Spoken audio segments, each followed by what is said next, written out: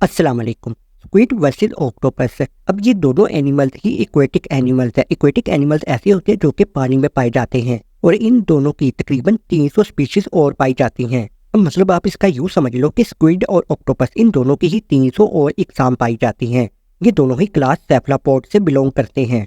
अब सेफलापोड का मतलब क्या है? तो आप ये समझ लो कि ऐसे एनिमल्स जिनका मेंटल असल में एक स्ट्रक्चर होता है ऐसा कि जिसके अंदर एनिमल के ऑर्गन्स होते हैं, या आसान अल्फाज में आप ये समझ लो कि मेंटल मतलब हेड, और इस हेड के साथ जो इनके अपेंडेजेस होते हैं, मतलब जो इनके आर्म यानी कि हाथ पैर जुड़े हुए होते हैं, तो ऐसे एनिमल्स को हम सेफलापॉड में इंक्लूड करते हैं, मतलब शामिल करते हैं इस क्लास में, क्योंकि इनके जो आर्म्स होते हैं ना, हाथ पैर, वो डायरेक्ट हेड के साथ मर्ज होते हैं, मतलब जुड़े हुए होते हैं। तो चलिए इस वीडियो में अब हम इन दोनों के बीच फर्क जानते हैं, यानी स्क्विड वर्सेस ऑक्टोपस।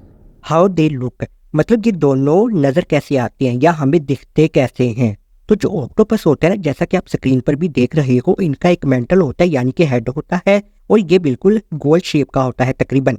इनकी 2 आंखें होती हैं इस हेड के ऊपर, और 8 आर्म्स मतलब 8 बाजू इनके साथ जुड़े हुए होते हैं।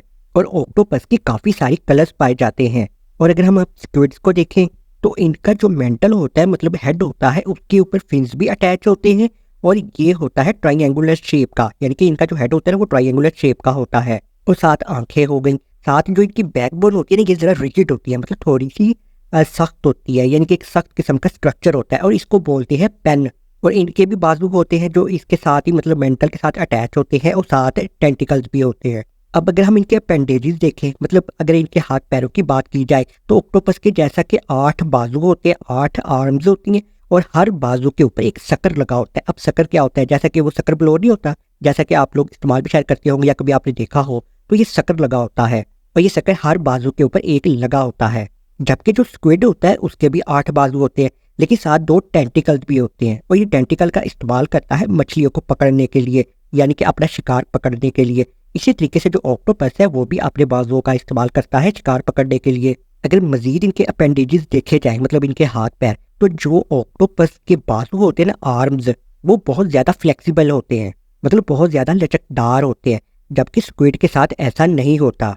यहाँ तक कि जो ऑक्टोपस है वो अपने बाजुओं के साथ वॉक भी कर सकता है, और अपने बाजुओं के साथ ही ऑब्जेक्ट्स को पकड़ सकता है, और उसके साथ साथ ऑब्जेक्ट्स को मैनिपुलेट भी कर सकता है, मतलब जो चीज़ें पकड़ते हैं ना उनका इस्तेमाल भी कर सकता है अपने बाजुओं की मदद से। ये खाते कैसे हैं? तो ऑक्टोपस की जैसे बाजू होती हैं, ये उनसे अपना शिकार पकड़ लेता है और उनके अंदर वेनम इजेक्ट करता है। खैर बाय द वे आपको मैं ये भी बता दूं कि ऑक्टोपस से मतलब कुछ ऑक्टोपस ऐसे होते हैं जिनके अंदर वेनम होता है। अब वो क्या करते हैं? शिकार के अंदर अपना वेनम इंजेक्ट करते हैं, जिसकी वजह से शिकार पैरालाइज हो जाता है, और इस तरीके से ऑक्टोपस उसको अपने मुंह के अंदर चबा लेते हैं, यानी कि खा लेते हैं। इसी तरीके से स्क्विड भी अपने 2 टेंटिकल से शिकार को पकड़ता है और उसके बाद जाहिर को वो खा लेता है। ये दोनों खाते क्या हैं? तो ऑक्टोपस समुद्र में पाए जाने वाले क्रस्टेशियनियस। अभी क्रस्टेशियनियस क्या है? इनको खाते हैं, और ये छोटे छोटे ऑर्गेनिजम्स ही होते हैं जो कि समुद्र में पाए जाते हैं। इसी तरीके से स्क्विड भी छोटी मोटी मछलियां खाते हैं।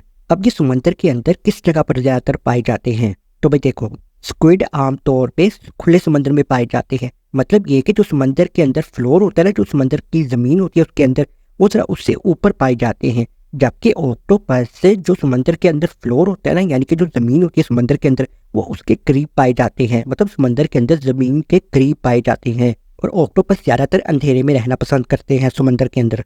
रिप्रोडक्शन। अब रिप्रोडक्शन में मेल और फीमेल ऑक्टोपस के मेटिंग प्रोसेस के बाद फीमेल ऑक्टोपस ने अंडे देने होते हैं, और वो इन अंडों के साथ ही फीमेल ऑक्टोपस रहती है जब तक कि उनमें से बेबी ऑक्टोपस ना निकल आए। जबकि स्क्विड्स ऐसा नहीं करते, वो अंडे देने के बाद अंडों को छोड़ देते हैं, और जब मर्जी उनमें से बेबी स्क्विड्स निकलते रहें, लेकिन फीमेल ऑक्टोपस अपने अंडों के साथ ही रहती है। Social behaviour. अगर इन दोनों का सोशल बिहेवियर देखा जाए तो ऑक्टोपस आमतौर पर सॉलिटरी होते हैं, मतलब अकेला रहना पसंद करते हैं, जबकि स्क्विड्स आज़ाद भी रहते हैं और इकट्ठे भी रह सकते हैं। और अब आखिर में लाइफ स्पैन। ऑक्टोपस का लाइफ स्पैन यानी कि जो इनकी ज़िंदगी होती है वो काफ़ी कम होती है, और ये हो सकती है 1 साल से लेकर 3 साल तक। जबकि जो स्क्विड्स की लाइफ होती है वो 9 महीने से लेकर 5 साल तक हो सकती है। और दोनों ही मेल ऑक्टोपस और स्क्विड्स मेटिंग प्रोसेस के बाद जल्द ही मर जाते हैं। तो खैर मिलते हैं नेक्स्ट वीडियो में, तब तक अल्लाह हाफिज़।